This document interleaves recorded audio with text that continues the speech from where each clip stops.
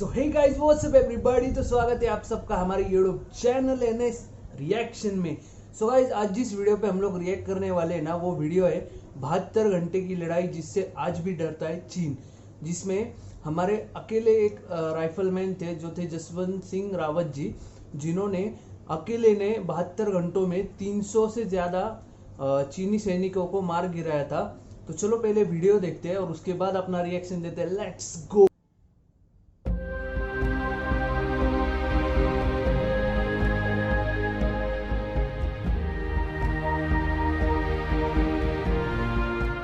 उन्नीस के Indo China war में 72 घंटे अकेले बॉर्डर पर चीन की सेना से लोहा लेने वाले जाबाज भारतीय सैनिक जसवंत सिंह रावत के शौर्य को अब पूरा देश देखेगा। उन पर बनी film 72 hours martyr who never died 18 जनवरी को देश भर में रिलीज हो गई। आपको बता दें कि इस महावीर योद्धा ने 72 घंटे भूखा प्यासा रहकर न केवल चीनी सैनिकों को रोके रखा, बल्कि दुश्मन के 300 सैनिकों को अकेले ही मार गिराया था। 19 अगस्त 1941 को उत्तराखंड के पौड़ी गढ़वाल में जसवंत सिंह रावत का जन्म हुआ था। उनके अंदर देश प्रेम इस कदर था कि 17 साल की उम्र में ही वो सेना में भर्ती होने चले गए, लेकिन कम उम्र के चलते उन्हें सेना में नहीं लिया गया। 19 अगस्त 1960 को जसवंत को सेना में बतौर राइफलमैन शामिल कर लिया गया। 14 सितंबर 1961 को उनकी ट्रेनिंग पूरी हुई। इसके एक साल बाद ही यानी 17 नवंबर 1962 को चीन की सेना ने अरुणाचल प्रदेश पर कब्जा करने के उद्देश्य से हमला कर दिया। चीन के इस कायराना हमले के दौरान सेना की एक बटालियन की एक कंपनी नूरानांग ब्रिज की सुरक्षा के लिए तैनात की गई, जिसमें जसवंत सिंह रावत भी शामिल थे।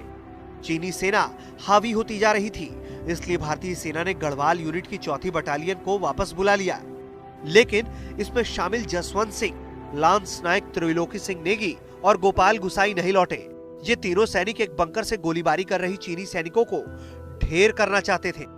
तीनों जाबाज जवान चट्टानों और झाड़ियों में छिपकर भारी गोलाबारी से बचते हुए चीनी सेना के बंकर के करीब जा पहुंचे और महज 15 यार्ड की दूरी से हैंड ग्रेनेड फेंककर दुश्मन सेना के कई सैनिकों को मौत के घाट उतार दिया। इसके बाद चीनी सेना की मशीन गन छीनकर पूरी लड़ाई की दिशा ही बदल दी और चीन का अरुणाचल प्रदेश को कब्जा करने की कोशिशों को विफल कर दिया। लेकिन इस गोलीबारी में त्रिलोकी और गोपाल शहीद हो गए। वहीं जसवंत को दुश्मन सेना ने घेर लिया और उनका सिर काट कर ले गए। इसके बाद 20 नवंबर 1962 को चीन ने युद्ध विराम की घोषणा कर दी, लेकिन इन तीनों भारतीय बहादुर जवानों ने 3 दिनों में अकेले 300 सैनिकों को मार गिराया। सेना के जवानों का मानना है कि अब भी जसवंत सिंह की आत्मा चौकी की रक्षा करती है। उन लोगों का कहना है कि वो भारतीय सैनिकों का भी मार्गदर्शन करते हैं। अगर कोई सैनिक ड्यूटी के दौरान सो जाता है तो वो उनको जगा देते हैं। उनके नाम के आगे शहीद नहीं लगाया जाता और ये माना जाता है कि वो ड्यूटी पर है। जसवंत सिंह के नाम से नूरानांग में जसवंतगढ़ नाम का एक बड़ा स्मारक भी बनाया गया है और यहाँ जसवंत सिंह के हर सामान को संभाल कर रखा गया है। उनको मृत्यु के बाद भी प्रमोशन मिलता है। राइफलमैन के पद से वो प्रमोशन पाकर मेजर जनरल बन गए हैं। उनकी ओर से उनके घर के लोग छुट्टी का आवेदन करते हैं और छुट्टी मिलने पर सेना के जवान पूरे सैन्य सामान के साथ उनके चित्र को उनके पैतृक गांव ले जाते हैं। छुट्टी समाप्त होने पर उनके चित्र को वापस जसवंतगढ़ ले जाया जाता है। ब्यूरो रिपोर्ट, भारत तक।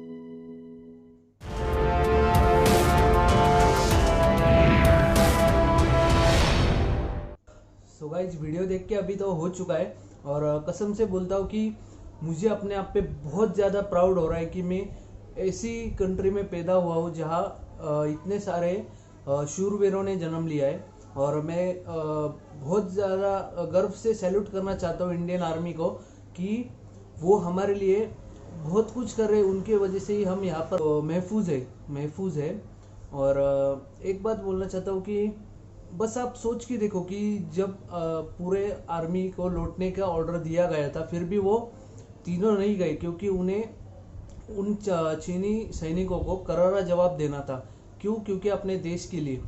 और वो हमारे लिए एक बहुत प्राउड की चीज़ है कि वो मतलब उनकी डेथ होने के बाद भी वो अभी तक वहाँ पर मतलब ऐसा बोला जाता है कि वहाँ पर अपने देश की सुरक्षा करते हैं। और जैसे कि आपने वीडियो में सुना होगा, और उन्हें आज भी प्रमोशन मिलता है, उनको छुट्टी मिलती है। और मैंने एक वीडियो में ऐसा भी देखा है उनके बारे में कि जब सुबह होती है तो जो उनका जसवंत घर बनाया गया है, उधर उनका रूम है, वहाँ पर उन्हें नाश्ता दिया जाता है और चाय दिया जाता है और खाना भी दिया जाता है। तो ये बहुत प्राउड की चीज़ है हमारे लिए कि आज भी वो सब लोग ऐसे महान योद्धा के लिए वो कर रहे हैं। और मैंने वो मूवी आई थी 72 आवर्स मेरी डियर नेबर डाइड, वो मूवी मैंने बहुत पहले ही देख चुका हूँ। तो उसमें बहुत अच्छे से उनकी स्टोरी बताई गई है कि उन्होंने वहाँ की एक लोकल गर्ल जो थी जिसका नाम था नूरा, उसके साथ ऐसी स्थिति बनाई गई थी कि उन्हें चीनी सैनिकों को ऐसा लगे कि वहाँ पर ऊपर पूरी बटालियन है और वो दोनों वहाँ से लड़ते रहे। और वो लड़की ने भी उनका बहुत अच्छे से साथ दिया लड़ाई करने में, उनको जवाब देने में। बट आखिर में जब वो जसवंत सिंह जी को गोली लगती है तो मूवी में ऐसा दिखाया गया है कि वो उनके लिए पानी लेने जाती है और वो नूरा जी जो थी वो लड़की, उनकी भी वहाँ डेथ हो जाती है। फिर जसवंत सिंह जो है उनकी भी थोड़ी देर में उसके बाद डेथ होती है। बट तब तक उन्होंने पूरे 300 सैनिकों को मार गिराया होता है, जिसकी वजह से अरुणाचल प्रदेश पे कब्जा करने का चीन का जो सपना है वो पूरा नहीं होता है और वो युद्ध वही हार जाते हैं। और आज के टाइम में आप देख लो, जो गलवान वैली में हमारे इंसिडेंट हुआ, उसमें भी हमारे जवानों ने कितना बढ़िया उनको जवाब दिया। क्योंकि हमारा कंट्री ऐसा है कि हम कभी भी पहले अटैक नहीं करते किसी पे, और पीठ पीछे से तो करते भी नहीं है। बट अगर किसी ने पीठ पीछे से हमला किया तो हम उसका मुंह तोड़ जवाब देते हैं, जो कि प्रूफ हो चुका है। और चाइना वालों को समझ आ चुका है कि इंडिया से लड़ना आसान चीज़ नहीं है। तो मैं बहुत ये चीज़ से प्राउड फील करता हूँ और ऐसे जो हमारे लिए लड़ रहे हैं उनको मैं दिल से एक बार फिर से सैल्यूट करता हूँ। और अगर आपको भी वो मूवी देखना होगा तो मैं डिस्क्रिप्शन में उसका लिंक दे दूंगा, आप जाके चेकआउट कर सकते हो मूवी। कसम से बोलता हूँ कि वो मूवी बहुत औसम है, आपको ज़रूर देखना चाहिए।